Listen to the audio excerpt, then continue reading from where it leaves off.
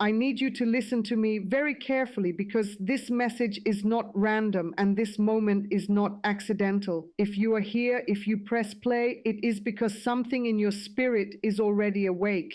February 6, 7, and 8 are not just dates on a calendar. They are spiritual markers. And tonight I am speaking as someone who once stood on the other side of the spiritual realm, someone who understands how financial curses are planted, activated, and enforced, and how they are completely destroyed. I am not speaking theory. I am speaking memory. There was a time when I understood exactly how money could be blocked without touching a person's bank account. I knew how bloodlines were targeted. I knew how certain families stayed poor generation after generation. No matter how intelligent, hardworking, or prayerful they were, I knew how objects, words, vows, and timing were used to legally give darkness access to finances. And I also knew something else, something that terrified the kingdom of darkness when I left it. Every curse has an expiration date, but most people never reach it because they don't recognize the moment of release. February 6th, 7, and 8 are not ordinary days. In the spirit realm, these are days when old financial contracts expire, when cycles end, and when what was spoken in secret loses its authority. That is why you have felt pressure lately. That is why things have felt heavy, delayed, confusing. That is why money has slipped through your hands no matter how careful you've been. That is why opportunities almost worked but didn't. This was resistance, not failure. When I was deep in witchcraft, there were specific windows we watched for. Certain days carried weight. Certain seasons allowed reinforcement of poverty. Spirits and other seasons forced them to retreat. February has always been one of those dangerous months for darkness because what was planted at the start of the year can be uprooted before it matures, and right now something is breaking. I remember the assignments that were sent out against families.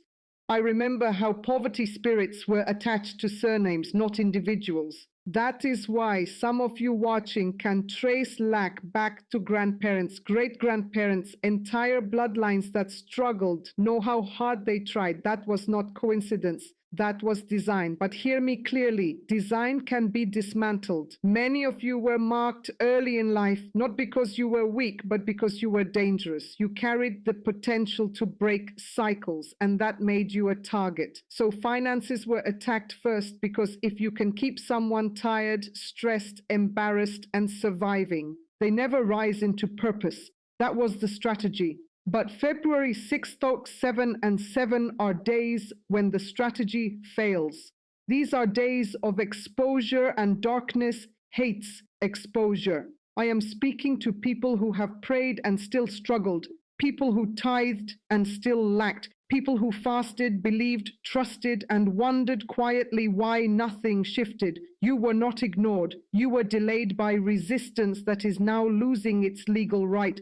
There are financial curses that were activated through words spoken over you when you were a child, through jealousy, through trauma, through rituals you never participated in but were affected by, through objects placed in homes, through covenants made before you were born. And hear this, those covenants are breaking. In witchcraft, timing is everything, and there are moments when even the strongest curse cannot survive because the authority that sustained it collapses.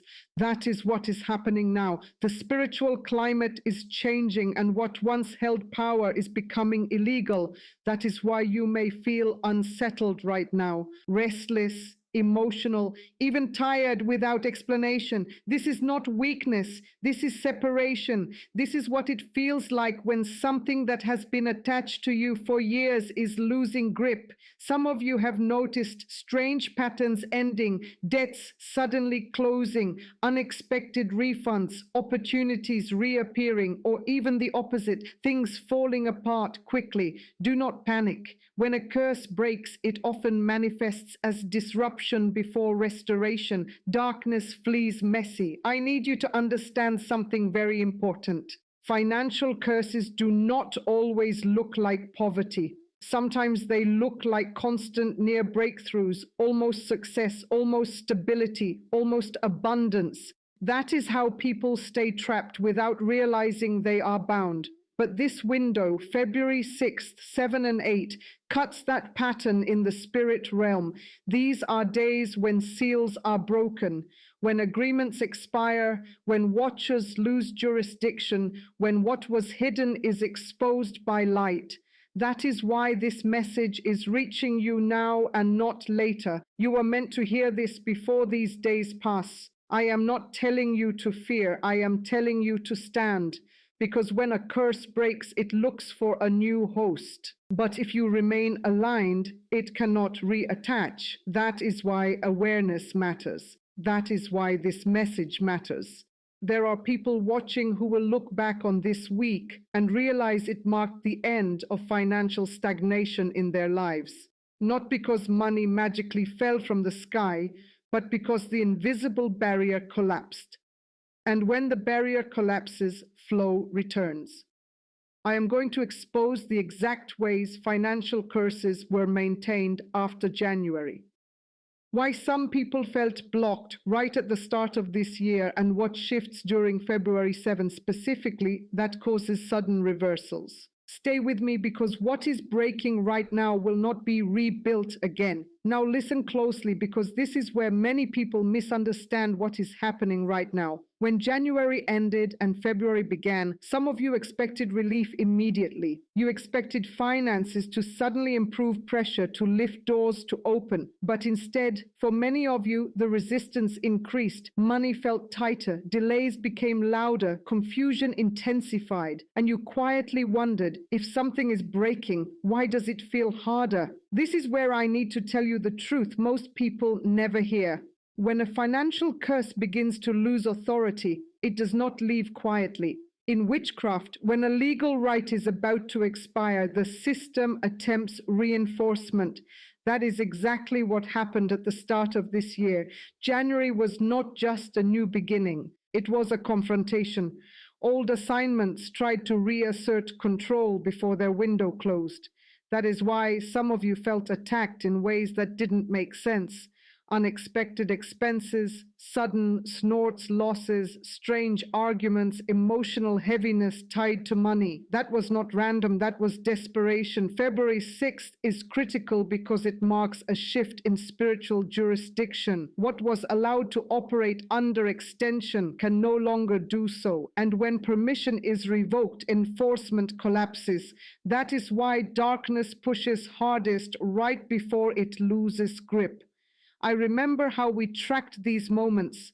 I remember how fear spread when we knew a cycle was ending. Because once a curse expires, it cannot be renewed unless the person unknowingly agrees again. And many of you refused without even realizing it. You refused by surviving. You refused by praying when you didn't understand. You refused by not giving up, and that resistance mattered. There are people listening to me right now who were meant to give up in December. That was the plan, the exhaustion, the disappointment, the isolation. It was all meant to make you quit before February arrived. But you're still here, and because you're still here, the contract is void. This is why February 7th feels heavy for some and relieving for others. Depending on where you are spiritually, you may feel exposure, emotional release, or sudden clarity. Some of you will suddenly recognize patterns you never noticed before. You will see how money was slipping away, how decisions were subtly influenced, how fear controlled your financial choices. That awareness is not condemnation, it is freedom, because curses thrive in ignorance, but they starve in light. There is something else I need to expose. Not all financial curses come from witchcraft rituals alone. Some are sustained by trauma, by survival mentality, by vows made in pain like I'll never have enough, or money always leaves me, or people like me don't prosper. Words spoken in emotion can become agreements, and February 7 is a day when those agreements are challenged. That is why emotions are surfacing. That is why memories are coming back. That is why some of you feel the urge to clean your home, remove objects, reorganize, let things go. This is not random behavior. This is instinctive deliverance. When a curse breaks, the body knows before the mind understands. Some of you are already seeing signs, emails, phone calls, ideas returning, connections resurfacing, or simply a strange peace where anxiety used to live. These are not coincidences. These are symptoms of release. But let me be clear, this is not the end of the process. It is the collapse of enforcement, which means restoration begins differently for everyone. Some will see immediate financial shifts. Others will experience new clarity, wisdom, and opportunities that lead to long-term abundance. Both are victories. The danger right now is discouragement, because when the enemy loses legal rights, the final tactic is intimidation, making you think nothing changed, making you think you missed it, making you think this message wasn't for you. That is a lie. If you are listening, you are included. February 8th is where stabilization begins. It is the day when broken systems stop trying to recover, when silence replaces interference, when clarity replaces confusion. This is when many of you will notice that the constant struggle in your mind around money begins to quiet, and that quiet is powerful because when fear leaves, wisdom enters. I need you to understand that financial freedom is not just about income, it is about authority. When a curse breaks, you regain authority over decisions, timing, and direction. You stop leaking energy. You stop making survival-based choices. You begin to move with discernment instead of desperation. That shift changes everything. Some of you will feel called to do things differently, clears throat, after this week. You may walk away from certain habits, certain people, certain cycles, not because you are being punished, but because you are being repositioned. When witchcraft assignments fail, destiny accelerates, and that acceleration can feel uncomfortable at first.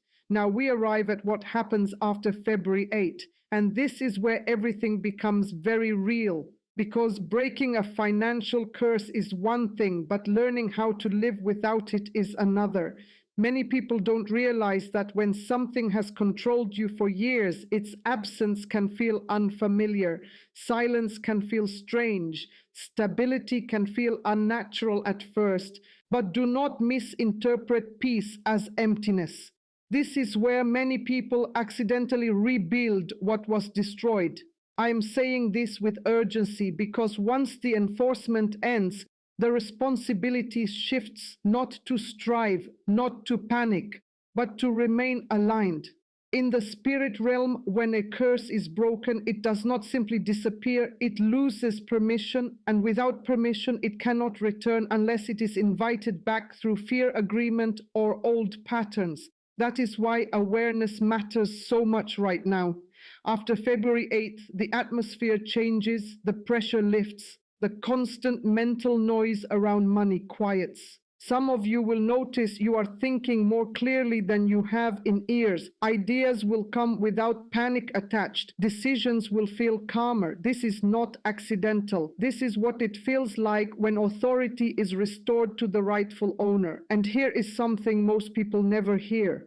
When poverty leaves, it tries to leave confusion behind.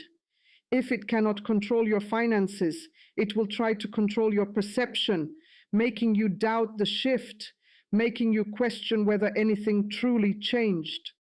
That is why you must measure this season by peace, not by immediate numbers. Numbers follow alignment. There are two types of breakthroughs happening right now. Some of you will experience sudden reversals, unexpected income, deaths erased, doors opening quickly. That happens when the curse was the only blockage. Others will step into progressive overflow, New skills, new strategies, new paths that create stability over time. That happens when identity is being rebuilt alongside provision. Both are equally powerful. What matters is that you do not rush this season. Witchcraft thrives in urgency and fear. Freedom thrives in patience and clarity. You no longer need to chase. You no longer need to prove. You no longer need to survive. You are allowed to build. Some of you have lived your entire life in reaction mode, responding to emergencies, fixing problems, covering gaps. After this week, many of those emergencies will stop appearing, and that can feel unsettling at first. But do not fill the silence with old habits. Rest is not laziness. Peace is not stagnation. Stability is not loss of ambition.